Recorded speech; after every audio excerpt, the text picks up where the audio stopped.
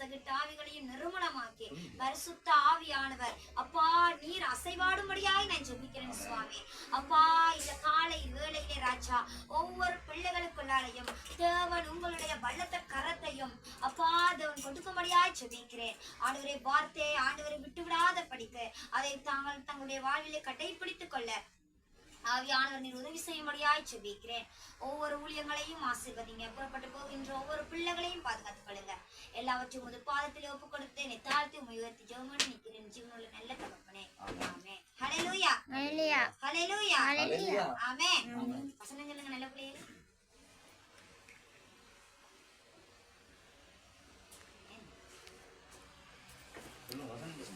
சங்கீதம் 23:1 கர்த்தரின் மேய்ப்பேரா இருக்கிறேன் தாழ்ச்சி அடையேன்.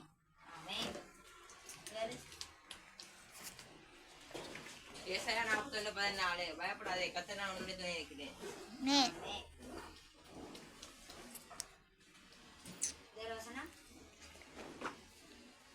வசனங்கள் இல்லாத பட்சத்திலே நாங்கள் நேரடியாக நாங்கள் வார்த்தைகளாக கடந்து செல்லுவோம். இந்த நேரத்திலே நாங்கள் திருப்பிக் கொள்வோம். யாத்ராகமம் 33ஆம் அதிகாரம்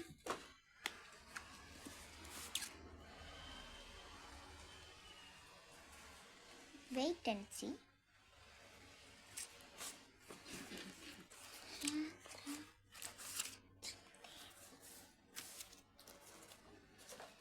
யாத்ராகமம் 33ஆம் அதிகாரம்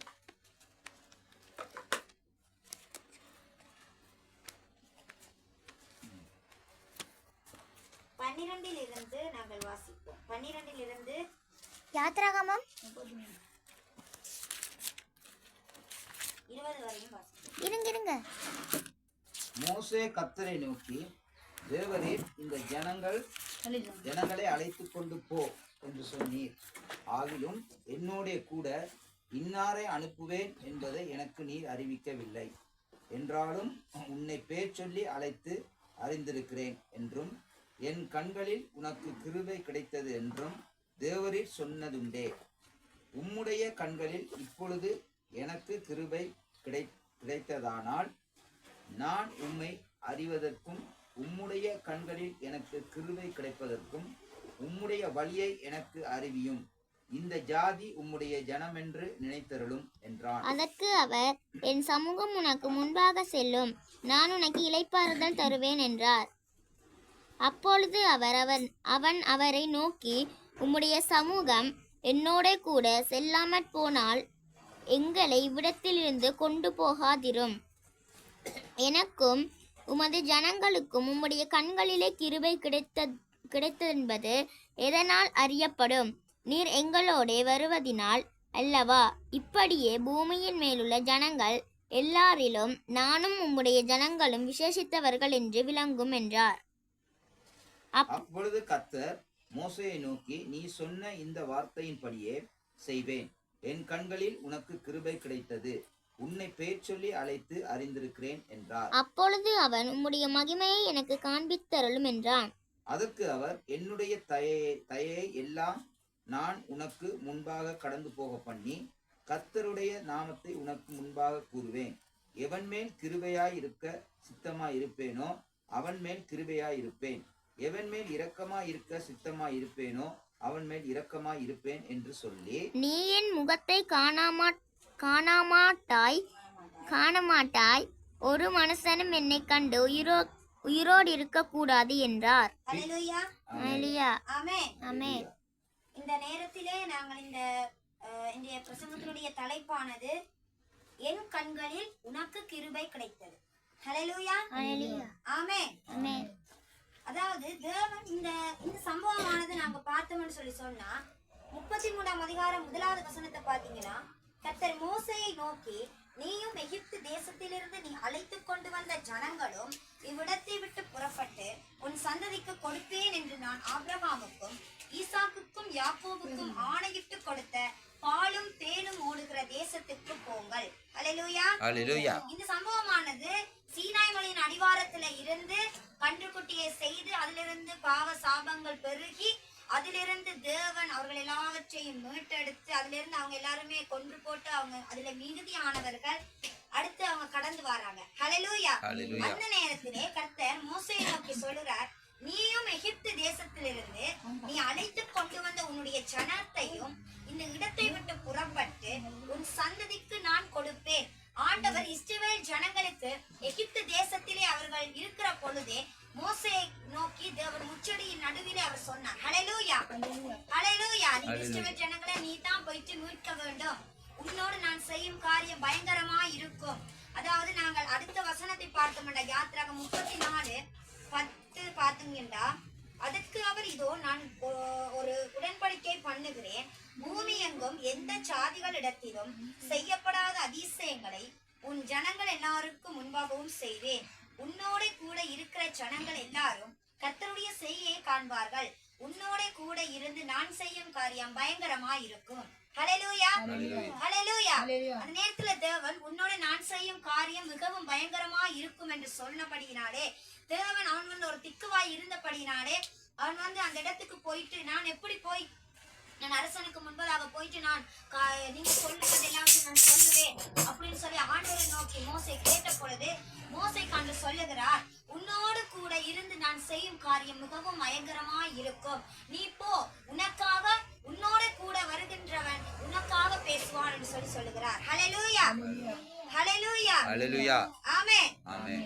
அவ்வண்ணமாக ஈசாக்குக்கும் யாக்கோபுக்கும் ஆபிரகாமுக்கும் ஆண்டவர் ஆணையிட்டு கொடுத்தார். அந்த நேரத்துல ஆபிரகாமுக்கு தேவன் பாலும் தேனும் ஓடுகிற தேசமான கானான் தேசத்தை நான் உனக்கு கொடுப்பேன் என்று சொல்லி அவரை அழைத்தார். ஹல்லேலூயா. அவ்வண்ணமாக அதே காரியத்தை தான் தேவன் ஈசாக்குக்கும் கொடுத்தார், யாக்கோபுக்கும் கொடுத்தார். இப்படி 3 சந்ததிகளுக்கும் தேவன் அந்த ஒரே வார்த்தையை ஆண்டவர் கொடுத்து கொண்டே இருந்தார். பாலும் தேனும் ஓடுகின்ற அந்த தேசத்தை நான் உங்களுக்கு கொடுப்பேன். ஹல்லேலூயா, ஹல்லேலூயா, ஹல்லேலூயா. ஆமென், ஆமென். அப்படியாக அதிலிருந்து ஒரு தூதனை தான் தேவன் என்ன செய்யறாரு, அனுப்பி மோசேக்கு ஆண்டவர் வெளிப்படுத்தி சொல்லுகிறார். ஹல்லேலூயா. இந்த ஜனங்கள் யாவருமே வணங்கா கழுத்துள்ள ஜனங்களாய் இருக்கிறார்கள். ஏனென்றா அவங்க இந்த சீனாய் மலை அடிவாரத்துல இருந்து தேவன் அதாவது மோசே வரலன்னு சொல்லி 40 நாள் ஆயிட்டுன்னு சொல்லி முணுமுணுக்க தொடங்கி ஆரோனை நச்சரிச்சு என்ன செஞ்சாங்க, அது ஒரு கன்றுக்குட்டிய அவங்களுடைய ஆபரணங்கள், அவங்களுடைய தங்கங்கள் எல்லாவற்றையுமே இஸ்ரவேல் ஜனங்கள் கொண்டு வந்த எகிப்து தேசத்திலிருந்து கொண்டு வந்த மிகுதியான எல்லா தங்க கட்டிகள் தங்கங்கள் எல்லாவற்றையும் என்ன செஞ்சாங்க, ஆரோன்கிட்ட கொடுத்து அவர் அதை உருக்கி என்ன செய்தார், ஒரு கன்றுக்குட்டியை உருவாக்கி அதன் மூலமாக ஒரு தெய்வத்தை அவங்க உண்டாக்கினாங்க. ஹல்லேலூயா, ஹல்லேலூயா, ஆமென். அவனமாக அவங்க அந்த நேரத்துல அப்படி உருவாக்கின நேரத்துல தான் மோசே 40 நாட்களுக்கு பிறகு என்ன செய்யறாரு, அவர் சொல்றாரு, அங்க பாவம் பெருகிச்சு, நீ சீக்கிரமா கீழே இறங்கி போண்டு. அப்ப மோசே 10 கற்பனைகளையும் ஆண்டவர் கொடுத்த பலகைகளையும் கொண்டு அவர் என்ன செய்யறாரு, மேல இருந்து கீழே வாராரு, மலை அடிவாரத்துக்கு வாராரு. என்ன, மலை உச்சியில இருந்து மலை அடிவாரத்துக்கு வாராரு. அந்த வருகிற நேரத்துல பார்த்தா இங்க எல்லாருமே அளவுக்கு அதிகமாக என்ன செய்யறாங்க, மதுபானங்களை குடிச்சு அவங்க என்ன செஞ்சிட்டாங்க, வெறிக்கொண்டு தங்களே அறியாத படிக்கு அவங்க பாவத்துக்குள்ளால ஈடுபட்டு கொண்டிருந்தாங்க. அதன் மூலமாக அதை பார்த்த மோசேக்கு முகம் கடுப்பாக என்ன செஞ்சிட்டாரு, ஆர்டர் கொடுத்த அந்த கற்பனைகள் எல்லாவற்றையுமே நொறுக்கி அந்த மதுபான இதுல போட்டு கலக்கி எல்லாருக்கும் குடிக்க கொடுத்து கடைசியில எல்லாரும் அதை குடிச்சு என்ன செஞ்சாங்க, இறந்து போனாங்க.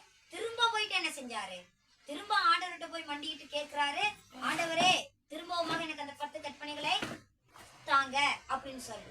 அப்ப கேட்கும் போதுதான் ஆண்டவர் சொல்றாரு, முதல்ல நான் உனக்கு கொடுத்தேன், இப்ப நான் சொல்றேன் நீ எழுது அப்படி என்ற பிறகுதான் மோசே என்ன செய்யறாரு, கற்பலைகளை அந்த கல்களை வடிவா சேப்பாக்கி என்ன செய்யறாங்க, அந்த கல்லுல எழுதுறாங்க. 10 கற்பலைகளையும் எழுதி அதைத்தான் என்ன செய்யறாங்க, ஒரு உடன்படிக்கை பெட்டிக்குள்ளால வச்சுதான் தூக்கிக்கொண்டு அவங்க கடந்து இஞ்சால வாராங்க. அந்த இடைப்பட்ட வழிகளுக்குள்ளால ஒரு கூடாரத்தை அமைத்து தான் அவங்க அமர்ந்து இருக்கிறாங்க. ஹல்லேலூயா. அவங்க அந்த கூடாரத்தை வைத்து அமர்ந்து கொண்டு இருக்கிற பொழுதுதான், அதாவது எந்த இடத்துலன்னு சொன்னா ஓரேப் மலை அருகே, ஹல்லேலூயா, ஓரேப் மலை அருகே தான் தங்களுடைய ஆபரணங்கள் எல்லாம் கலற்றி போட்டு அவங்க அந்த கூடாரத்தை அதுல இருந்து பெயர்த்து பாளையத்துக்கு புறம்பே கொண்டு போய் என்ன செய்யறாங்க, அதுல வைக்கிறாங்க.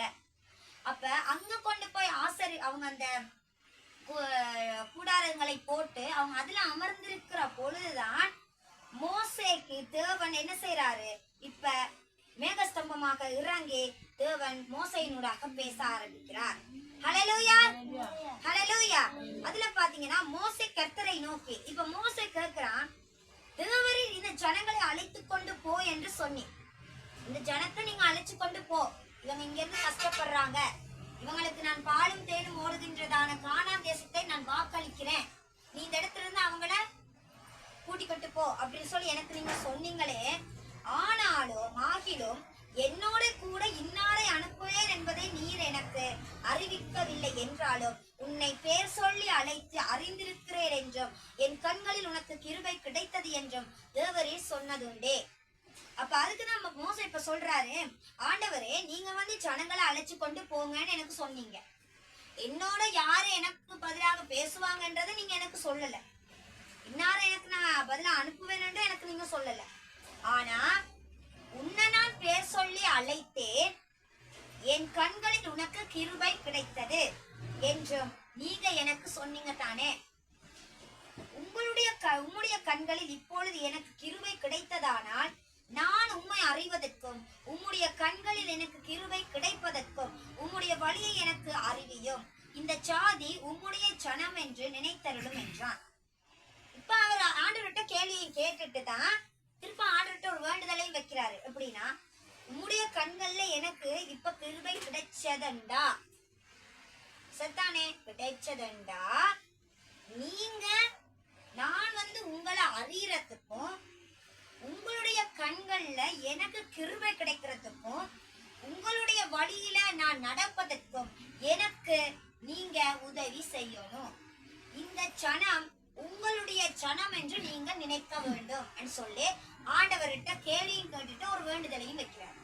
ஹல்லேலூயா ஹல்லேலூயா. இப்ப வந்து நாங்க இந்த காலகட்டத்துல ஒரு அம்மா அப்பாவா இருந்தாலும் கூட பிள்ளைகள் வந்து நீங்க என்ன செய்வீங்க, போயிட்டு அம்மா அப்பா கிட்ட டிமாண்ட் வைக்கிற மாதிரி தான் இங்க மோசே வந்து ஆண்டவருக்கு டிமாண்ட் வைக்கிறாரு. ஹல்லேலூயா.